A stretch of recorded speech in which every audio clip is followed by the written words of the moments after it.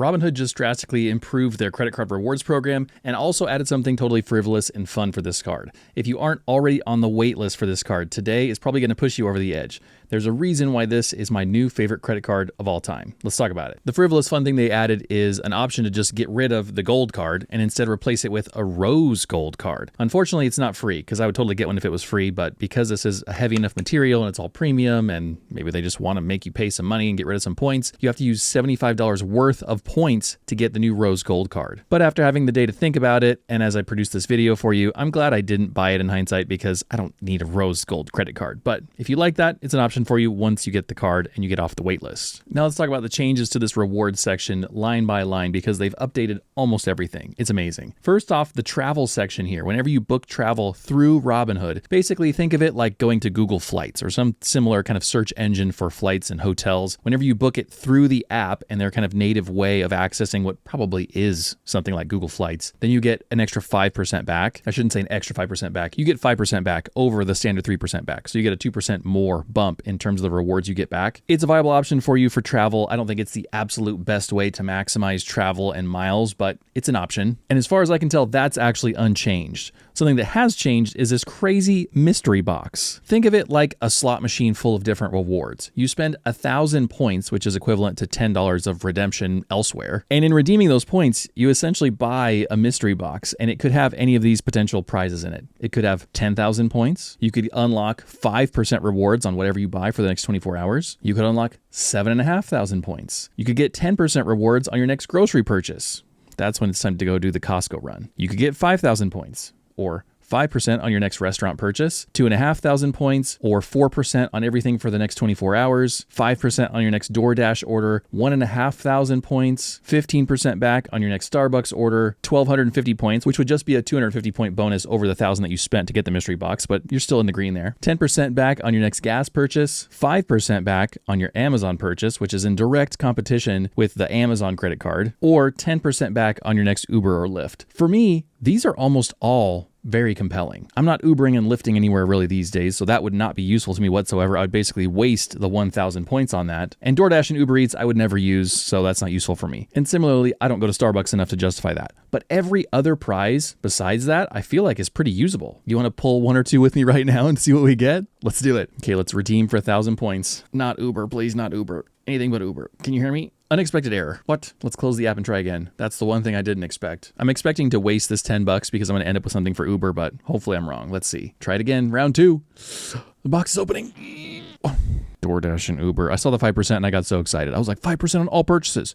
5% on Amazon. No. Frickin' DoorDash. That's unfortunate. Well, now we know. I assume the likelihood of something like that, or the likelihood of whoever they've partnered with that gives them the most incentives, is going to be skewed towards the vast majority of what the redemptions are. But some people are going to get 10% back, so hopefully that's you. They've also added more brands through this shop section where you can go directly to these retailers' websites and buy things with points. It's essentially like having a built-in gift card, if you will, in the Robinhood credit card app. And I'll just put all the brands up on the screen so you can see it because there's no use in me reading them all out. But there's definitely more to choose from here than there used to be. And so I think this is actually really cool. If you knew you're going to buy something from Vuori because they're a great brand, maybe I need a running belt, or maybe you're just going to buy some standard stuff from Target. Totally viable to use it through the app. Actually, Target's not a great example because their Target debit card, I think, is what everyone should be using whenever we shop at Target. You get 5% off of every purchase all the time anyway. So there's really no reason to not be using that card, but it's cool to see some more brands here. And the redemption rate for gift cards remains 1 cent per point. So pretty standard stuff there. And then now they've got these lounge passes. I'm in Arizona, so Phoenix Sky Harbor is the closest one. You can get in here, view the amenities, view some pictures of the lounge,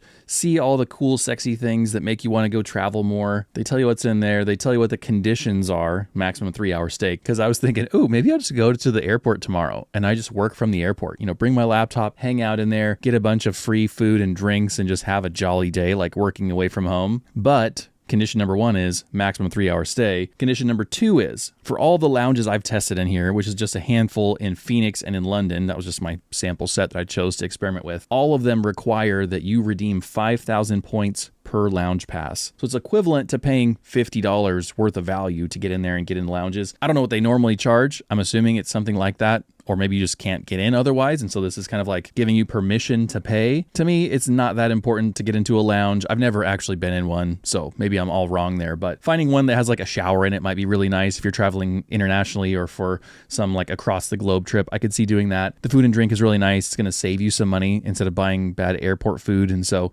there's some options there for you that I think make sense. But regardless, I think it's cool that they've added this as a feature that we can use. Then they've revamped the way that we look at the statement credit and the cashback sections. They really want to make it easy for you to do a statement credit. But watch this. The exchange rate's not good. For $10 worth of a gift card or shopping through retailers or $10 almost anywhere else in the whole entire service, that would be 1,000 points. But here, 1,429 points. So is my mental math correct in saying that's like 43% worse in terms of the redemption value that you get per point here to do a statement credit, when you could do the same thing in a roundabout way by doing cash back instead, redeem it to your Robinhood account, because look, 1,000 points is $10, send it to Robinhood, withdraw it from Robinhood, and then pay your credit card balance with it. Like, it's not that hard to do. It's a couple extra steps, which is annoying. But if the goal is cash here, you should never do statement credit. You should always do cash back. It just makes sense. I find that like a wildly huge difference there. I don't know why they don't keep it down to like a 20% difference. That's just like a shocking amount of tax, essentially, they're putting on your points to do a statement credit. Wild. But the core thing that makes me love this card is still always the same, which is 3% cash back across the board, every category. No rotating things every month, no having to fight through and pick the right card for the place that you're at. Oh, is this the grocery card or is this the gas card? Which one? No. 3% all the time. Very, very easy. The exception to our spending in that way is we use the Target debit card at Target because it's 5%. We use the Amazon Prime card on Amazon stuff because it's 5%. And then everything else pretty much goes on this card. And if this is one of the first videos you've seen about this card, a few of the core features that make it great besides that 3% back is that there's no annual fee. There's also weirdly no credit card numbers at all on the card. So that's pretty different, right? Very interesting. There's also no foreign transaction fees, and then a bunch of the standard credit card perks that you would expect with any like major issuer of credit cards. Purchase protection, car rental, collision damage protection. You get an extended warranty for the stuff that you buy with this, travel and emergency assistance, roadside dispatch. You've got zero liability for any kind of fraudulent purchases, stuff like that. And one of the features I love the most about this card overall is these virtual cards. So let's say you're signing up for a free trial for something, or you're buying something from just one website and you want to make sure they only charge you once for it. It essentially generates new card numbers. It's still your account, it's still your card, but it just invents a new card for you like today. You complete the purchase with that one card, and then you have one of three options with it. You can either have a free trial card that auto cancels after 24 hours, which is to say maybe you've got like a 2 or 3 week free trial with some software that you're looking at, photo editing app, something like that, because they get the card numbers they need to satiate their algorithm to say, hey, they put in legitimate card numbers here, you get to use the service. But because then the free trial card cancels itself after 24 hours, you never get charged money. It's amazing. Then you can also do something similar with a single-use card. It will only ever allow one transaction to go through with it. That's another great thing for something like, you only want to have this service for a month. Like, let's say you want to watch Severance. You're going to get Apple TV Plus just to watch Severance, but you don't want to pay more than like 1 month's worth, because maybe you hear that the rest of the season is going to be finished by the time your free trial would expire, or maybe plus 1 month. Do something like this. Single-use card. You can even name it something unique and name it Apple TV Plus or whatever you want. Gets charged once, boom, self-destructs. It's amazing. Or you can have a standard virtual card that then you can cancel whenever you want. I think there's untapped potential with this because you could even use that for something like budgeting, for utility bills, for anything that you want to kind of have segmented out and have a really clear picture of what card is doing what. Those virtual cards are clutch. And another feature that I think is slept on that is actually so clear and so useful, I love it, is this whole family feature. So what you can do is issue multiple cards to different family members if you want. Like for us, it's just me and my wife. But what this clearly shows me is how much money I'm spending versus how much money she's spending. So this is showing us our spending overall for the last few months. And then if I want to, I can break down just my spending, or I can separate out just my wife's spending. I love this as an easy way for us to share and be transparent with how we're spending our money.